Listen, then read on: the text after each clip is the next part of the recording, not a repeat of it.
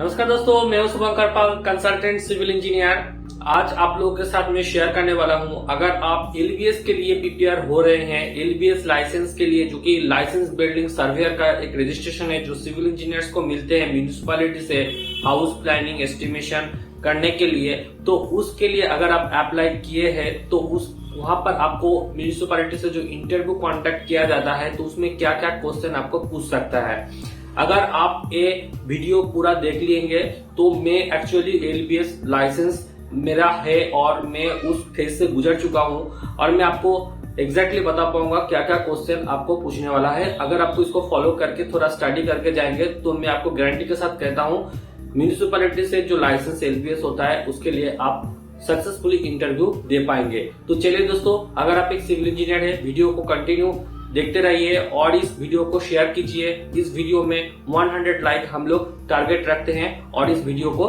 Start करते हैं। दोस्तों, सबसे पहले आपको बताता हूँ एलबीएस का 2 टाइप का कैटेगरी होता है, क्लास 1 एंड क्लास 2। ठीक है, क्लास 2 उसके लिए है जो इनिशियल लेवल पे काम कर रहे हैं, मतलब कि उन लोगों का 2 से 2.5 साल का एक्सपीरियंस है और इनिशियल लेवल पे जो भी लाइसेंस प्रोवाइड किया जाता है एक इंजीनियर्स को, वो है एलबीएस क्लास 2। ठीक है, और 1 जो होता है वो थोड़ा एक्सपीरियंस होता है आपका। अगर आपका जो एक्सपीरियंस है 5 ईयर से ऊपर है या फिर 10 ईयर से इस तरह का आपका एक्सपीरियंस है, या फिर आप एलबीएस क्लास 2 में बिलोंग करते हैं, आप अपग्रेड करके उसको 1 में लेके जाना चाहते हैं जहां पर आप स्ट्रक्चरल का काम भी कर सकते हैं, तो उसके लिए आपको एलबीएस क्लास 1 का लाइसेंस दिया जाता है। तो दोनों में इंटरव्यू का जो क्वेश्चन आता है वो थोड़ा बहुत उसमें काफी हद तक डिफरेंस होता है और क्या क्या उसमें पूछा जाएगा वो मैं आपको स्टेप बाय स्टेप बताता हूँ। सबसे पहले बात करते हैं एलबीएस क्लास 2। यहाँ पर देखिए आपका एक्सपीरियंस ज्यादा नहीं है, 2 से 2.5 साल का है, उसके लिए आप इसको अप्लाई कर रहे हैं। तो यहाँ पर सबसे ज्यादा आपको पूछा जाएगा आपका साइट के नॉलेज क्या है उसके ऊपर से। ठीक है, मान लीजिए आप 2 से 2.5 साल का एक्सपीरियंस दिखा रहे हैं, किसी जगह पे आप एज ए साइट इंजीनियर काम कर रहे थे, वहां पर आप साइट में क्या क्या कर चुके थे। मुझे पर्सनली एक क्वेश्चन पूछा गया था, जैसे कि क्यूब टेस्ट होता है तो M25 का ग्रेड का जो कंक्रीट होता है उसका रेशियो कितना होता है, M10 का कितना होता है, M20 का कितना होता है, ये आपको पूछा जाएगा। उसके बाद आपको बोला जाएगा 25 न्यूटन पर मिलीमीटर स्क्वायर का मतलब क्या है।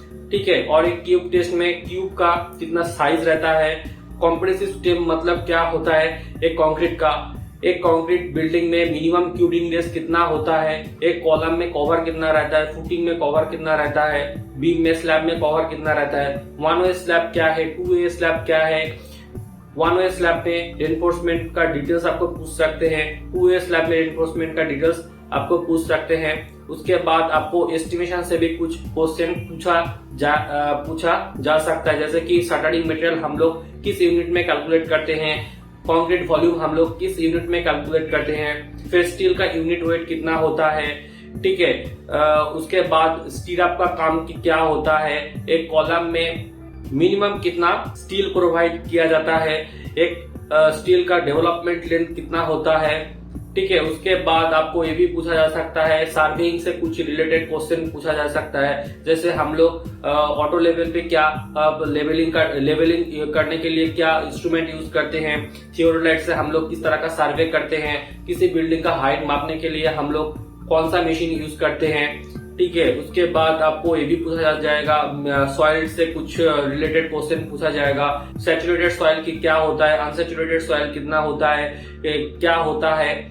ठीक है, उसके बाद आपको ब्रिक से कुछ क्वेश्चन किया जा सकता है, कंक्रीट टेक्नोलॉजी से कुछ क्वेश्चन किया जा सकता है, बिल्डिंग मटेरियल से बहुत सारा क्वेश्चन होता है, एक ईंट का मॉड्यूलर ब्रिक का साइज कितना होता है, फिर आउटर जो प्लास्टर होता है उसका थिकनेस कितना होता है, इंटरनल जो प्लास्टर होता है उसका थिकनेस कितना होता है, प्लास्टर का सीमेंट एंड सैंड का रेशियो कितना होता है।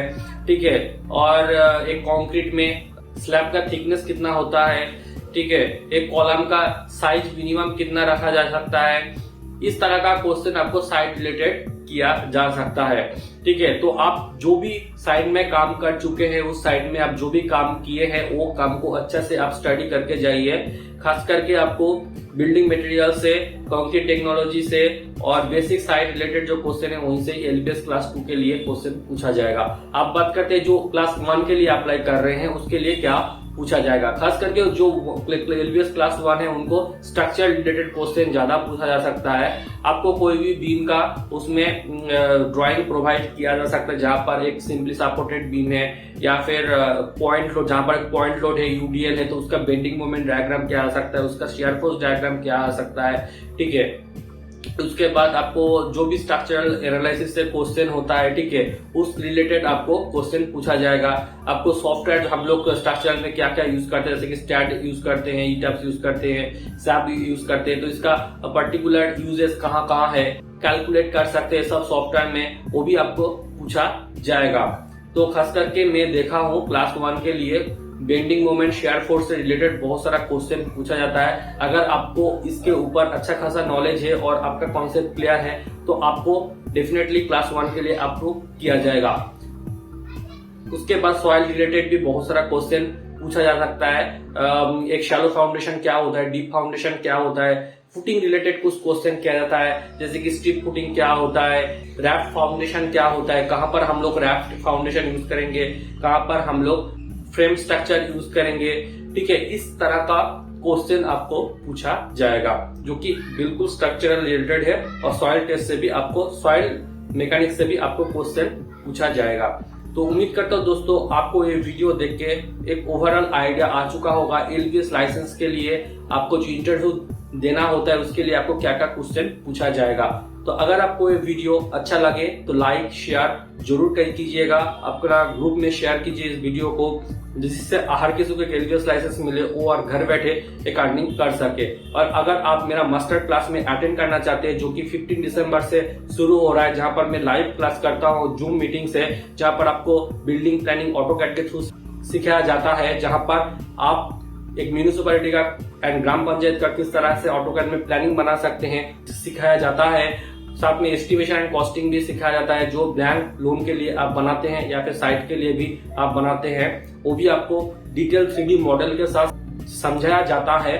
और उसके बाद आप 3D डिजाइन किस तरह से कर सकते हैं गूगल स्केचअप में, वो भी इस कोर्स में मैं इंक्लूड किया हूं। अगर आपको अधिक जानकारी चाहिए तो आप दिए हुए व्हाट्सएप नंबर पे कांटेक्ट कर सकते हैं, और मैं कोर्स के लिए डिटेल्स आपके साथ जरूर शेयर करूंगा। उसका फीस कितना है, किस तरह से आप इसमें अटेंड कर सकते हैं, और आप लोगों के लिए जो मेरा यूट्यूब व्यूअर्स है उन लोगों के लिए खास एक डिस्काउंट में सोचा हूं। और यहाँ पर ही सीमित नहीं रहता है, इस कोर्स के बाद आपको लाइफ टाइम सपोर्ट मिलेगा मेरे तरफ से, जिससे आप घर बैठे अर्निंग कर सकेंगे building plan, estimation and 3D design बना के, जहां पर मेरा कंप्लीटली बिजनेस गाइडेंस रहेगा आप लोगों के लिए। और इस कोर्स का मैं बहुत ही रिजनेबल प्राइस रखा हूं, जो आपको दिए हुए व्हाट्सएप नंबर पे कांटेक्ट करके मिलेगा। तो उम्मीद करता हूं दोस्तों आपको ये सब चीज काफी पसंद आया होगा। तो आज के लिए इतना ही, मिलते अगला एक नए इंटरेस्टिंग वीडियो के साथ बने रहने के लिए और इस चैनल को सब्सक्राइब करके प्यार देने के लिए बहुत बहुत धन्यवाद।